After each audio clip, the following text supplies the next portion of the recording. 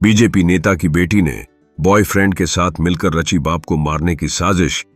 Police ने प्रार्थी की बेटी अंजलि पर संदेह होने पर उससे पूछताछ की तो उसने अपने कबूला कि भाई हितेश व प्रेमी के साथ मिलकर अपने पिता को मारने का प्लान बनाया था।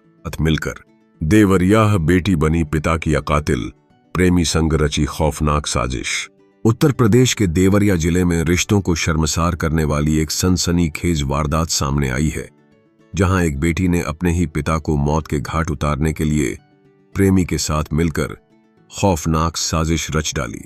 दुंगारपुर शहर में प्यार में पागल एक बेटी ने आशिक के साथ मिलकर रची खौफनाक साजिश।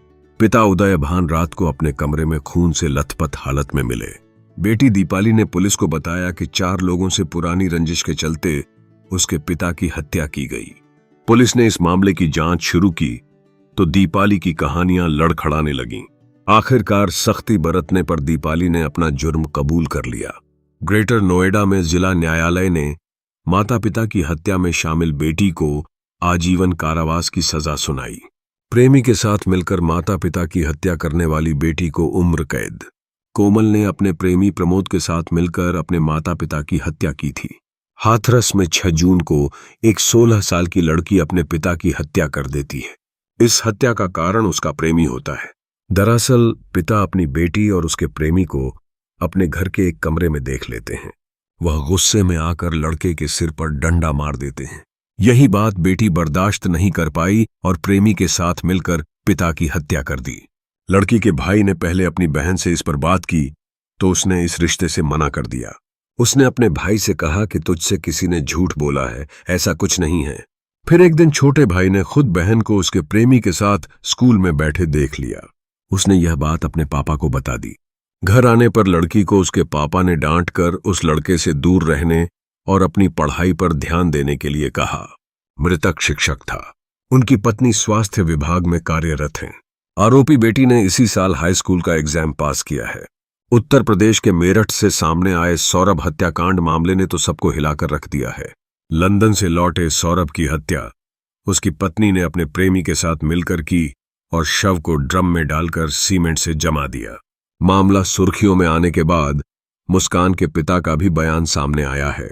मुस्कान के पिता ने कहा कि उनकी बेटी को लाइव सजाए मौत होनी चाहिए। समाचार एजेंसी एएनआई से बातचीत करते हुए मुस्कान के पिता ने कहा, मेरी बेटी ने मेरे दामाद की अपने ही एक दोस्त के साथ मिलकर हत्या कर दी।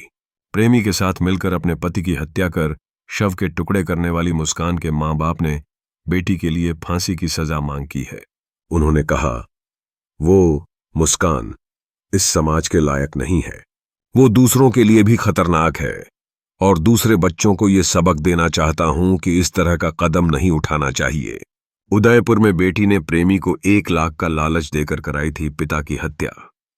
इस वारदात में मृतक की बेटी और उसका प्रेमी भी शामिल है। इसी साल 29 सितंबर को आमलिया गांव में दिनेश पुत्र भूराजी गमार का शव उनके घर में मिला था। पुलिस ने इस मामले में 5 लोगों को गिरफ्तार किया।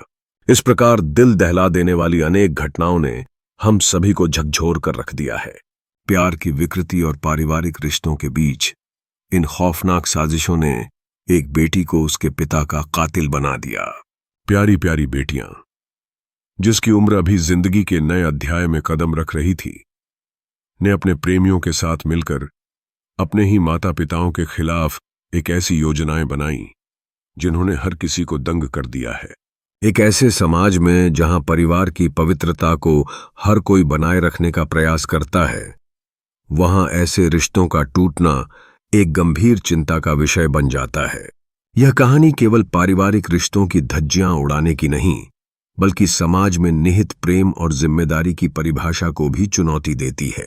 इन मामलों में न्यायालयों ने उन बेटियों व उनके प्रेमियों को उम्र कैद की सजा सुनाई है, जिन्होंने अपने माता पिता के जीवन को एक क्षण की आवेग में समाप्त कर दिया है। मामला और भी जटिल हो जाता है जब हम समझते हैं कि ये कोई अकेली घटना नहीं है।